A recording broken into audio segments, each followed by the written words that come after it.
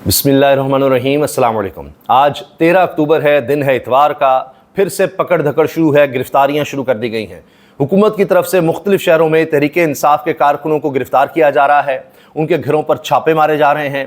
क़यादत में से ज़्यादातर लोग रूपोश हैं पहले ही, क्योंकि आपको पता है कि इनको ज़बरदस्ती पकड़ कर इनसे तरामीम भी करवाने की कोशिश करनी है।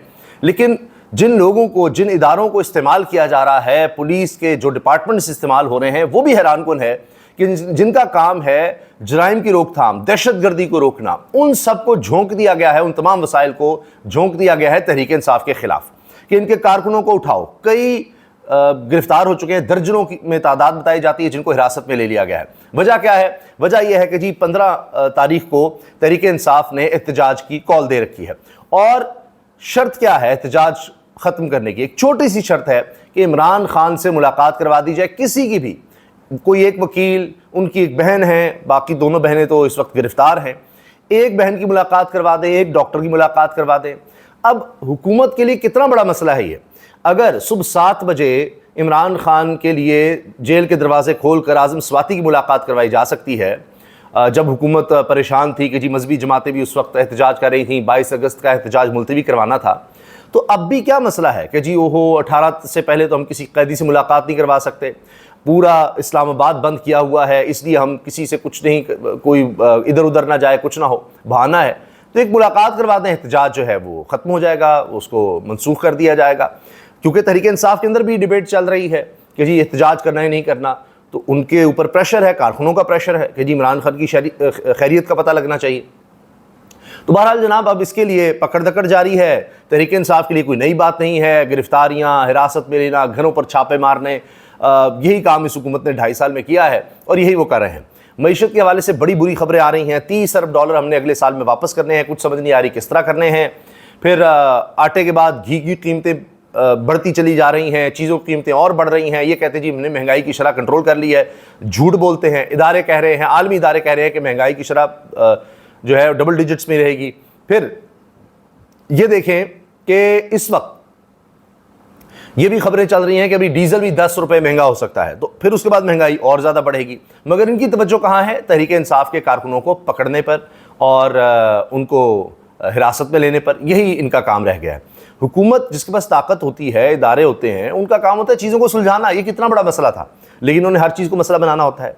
SCO कॉन्फ्रेंस है तो पूरा इस्लामाबाद, रावलपिंडी बंद किया हुआ है। ताजिर हैं तो परेशान कि जी 5-10 दिन से हमारा काम नहीं है। ट्रैफिक कब से बंद कर दी हुई है, मुख्तलिफ रास्ते बंद कर दिए हुए हैं। हालांकि UN में, दुनिया के कई ममालिक में, जहाँ पर दीगर ममालिक में भी ये कॉन्फ्रेंस हुई होगी, बट इससे भी बड़ी बड़ी कॉन्फ्रेंसेज होती हैं। एहतजाज बाहर, दफ्तर के बाहर तक एहतजाज हो रहे होते हैं। UN के दफ्तर के बाहर एहतजाज हो रहा था, मेन बिल्डिंग के बाहर। ये तो सूरत हाल होती है। तो यहाँ किसी तरह का एहतजाज नहीं, कोई किसी को चले एक जगह मुख्तस कर दे, वहाँ पर हो जाए। एहतजाज ख़त्म करवाना कितना मुश्किल है कि एक आप मुलाकात करवा दें।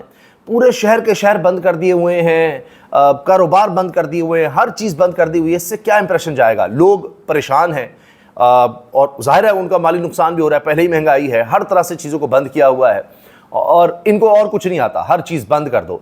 उस पर एक अलग रिएक्शन नज़र आ रहा है। अब जनाब शेख वकास अकरम ने कहा है कि जी हम 15 अक्टूबर को डी चौक का ऐलान कर चुके और अगर 14 अक्टूबर तक इमरान खान से मुलाकात करवा दी जाए तो फिर ठीक है, वरना 15 अक्टूबर को डी चौक में एहतजाज होगा। फिर वही जंग का माहौल, पकड़ धकड़ पहले भी बहुत की गई थी, कंटेनर्स पहले भी बहुत लगाए गए थे, सब कुछ करके देख लिया था, लोग फिर भी पहुंच गए थे। तो लीडरशिप पर इस वक्त प्रेशर है कारकुनों का।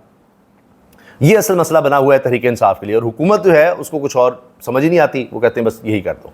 और अपना काम देखिए, अगर SCO कॉन्फ्रेंस इतनी अहम थी तो ये कम से कम आईनी तरमीम का मामला तो थोड़ा सा अटका देते। नहीं, उस तरफ भाग रहे हैं। वो अब भी वही बंद कमरों में साजिशें तैयार हो रही हैं।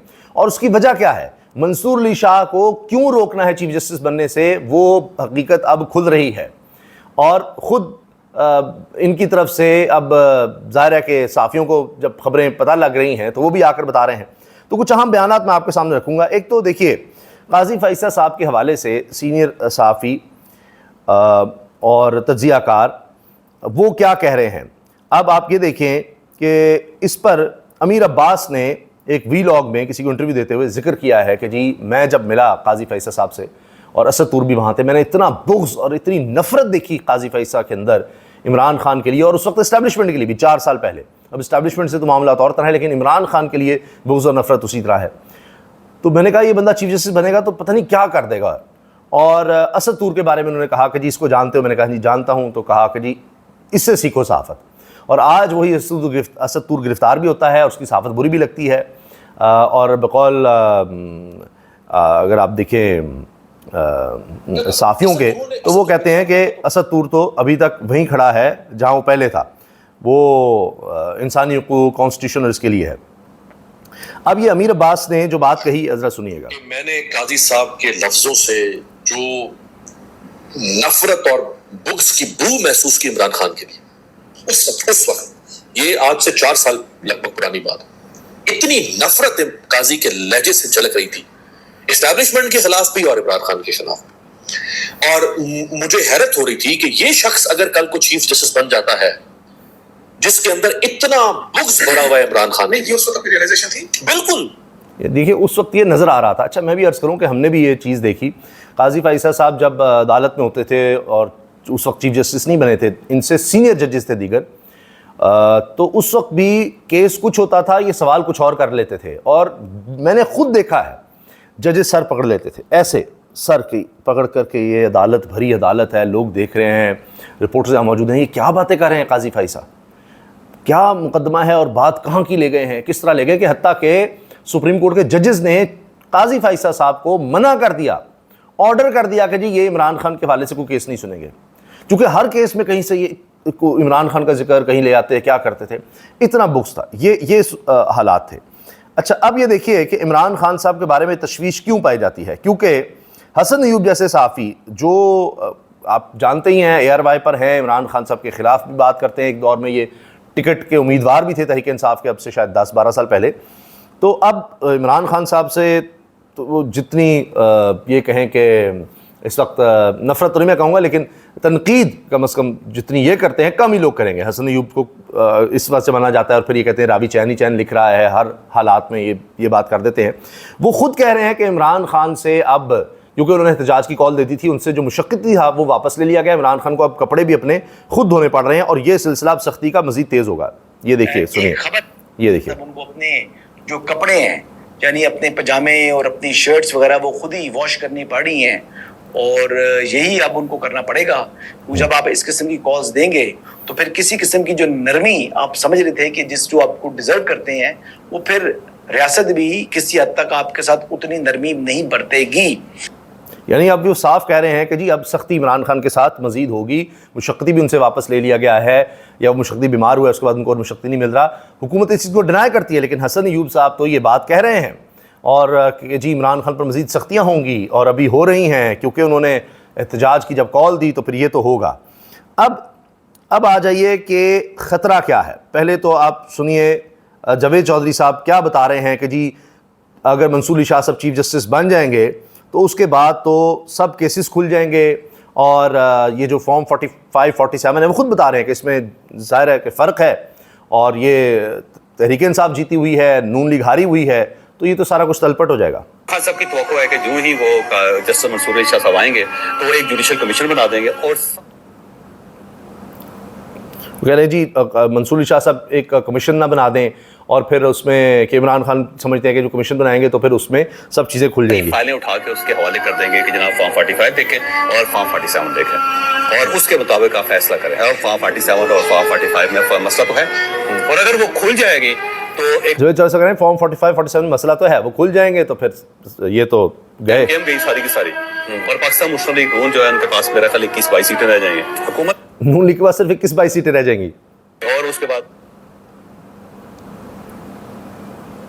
वो फारिग हो जाएंगे। नहीं, हुकूमत नहीं अभी सीटें डालेगी और उसके बाद वो कह रहे हैं फिर हुकूमत उसके बाद ज़ाहिर है फारिग होने की तरफ जाएगी। कहते हैं पहले तो और काम होंगे कुछ, और उसके बाद वो कह रहे हैं फिर एतमाद का वोट लेने का कहा जाएगा वज़ीर आज़म को, वो ले नहीं सकेंगे क्योंकि उनकी सीटें इतनी कम होंगी, तो गवर्नमेंट रुखसत हो जाएगी, गवर्नमेंट गई, फिर इश्यूज हो जाएंगे, इमरान खान साहब रिहा हो जाएंगे, गवर्नमेंट जो है वो फारिग हो जाएगी कौमी असम्बली से, और उसके साथ साथ जो पाकिस्तान तहरीक इंसाफ है वो एक पार्टी बन जाएगी, उससे मखसूस सीटें मिल जाएंगी। तो ये इमीडिएट हो जाएगा। ये 3 काम होंगे जी। हुकूमत फारिग हो जाएगी, इमरान खान रिहा हो जाएंगे, मखसूस नशिस्तें तहरीक इंसाफ को मिल जाएंगी जो उनका हक़ है।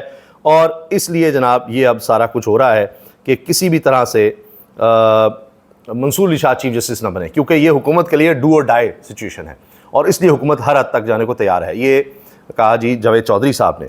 अब देखिए काजी साहब क्या कर रहे हैं। काजी साहब ने किया ये है कि मुजवज़ा आईनी तरामीम के हवाले से केस 17 अक्टूबर को मुकर्रर होने के बाद हुकूमत को बेंच देखकर उम्मीद लग गई होगी कि तरामीम में अदलिया की तरफ से किसी खलल को रोकने का रास्ता बंद किए जाने का इम्कान है।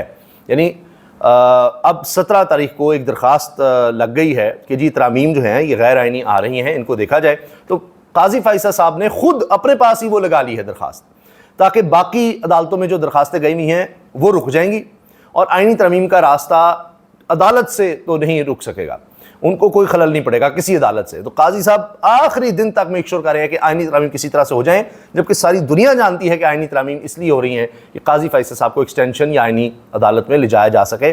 और काजी साहब ने अपने पास वो केस रख लिया कि कोई गड़बड़ ना हो जाए, किसी और अदालत से फैसला ना कोई आ जाए। वो कहेंगे नहीं नहीं मेरी अदालत में लगा हुआ है, मैं खुद देख रहा हूँ, और अपनी एक्सटेंशन और अपनी ही कहीं और आईनी अदालत में जाने के लिए और आईनी पैकेज जो आ रहा है उसके लिए पूरी तरह से जनाब वो तैयारी कर रहे हैं कि कहीं और से कुछ ना हो जाए। तो हुकूमत को ये कम से कम तसल्ली होगी कि अब किसी अदालत से कोई रुकावट नहीं आएगी, अब बंदे लापता मजीद कर लो, जो भी कर सकते हैं कर लें, उठाएं, मारें, घरों में छापे मारें, पैसा दें, जिस तरह भी हो सकता है। पहले 63 का फैसला भी काजी साहब कर चुके हैं और काजी साहब क्या करें, 25 को रिटायर होने से पहले पहले जो वो कर सकते हैं वो कर रहे हैं। अब भी हुकूमत जो है वो अगर नहीं पास करवा सकती आईनी तरमीम तो फिर क्या किया जाए, और लगता है यह है कि नहीं करवा सकेगी। और अब जनाब इस पर साकिब बशीर साहब लिखते हैं कि इसलिए अब 17 अक्टूबर से पहले कम से कम जस्टिस मंसूर अली शाह के नोटिफिकेशन जारी होने का इम्कान नज़र नहीं आता, लगता है मैच आखिरी गेंद तक चलेगा। और जनाब इस पर कमर ज़मान कायरा साहब ने कहा है तारीख गुजर गई, अब काजी साहब चले गए, अब नए जो चीफ जस्टिस आ गए तो ये इलेक्शन तो खुल जाएगा और बिल्कुल इलेक्शन सारा उड़ जाएगा और इनकी हुकूमत फारग हो जाएगी। तो ये वो बता रहे हैं कि जी दूसरी तरफ क्या क्या हो सकता है। अब यही वजूहात हैं जिसकी वजह से आईनी तरमीम आ रही हैं। इसके अलावा जनाब अब बात यह है कि इमरान खान साहब की दोनों बहनों को सख्त सिक्योरिटी में डयाला जेल की बजाय जेहलम जेल मुंतकिल कर दिया गया। दोनों को डयाला जेल में तादाद से ज़्यादा कैदियों हवालतियों के बायस जेहलम मुंतकिल किया गया है। जिस तरह सलूक इमरान खान साहब की बहनों के साथ किया गया है, अब लोग कह रहे हैं कि बिलावल कहाँ हैं, जो कहते थे मरीम नवाज़ का दरवाज़ा तोड़ा गया, फलां हो गया, और पार्लियामेंट के अंदर गालियाँ दे रहे थे।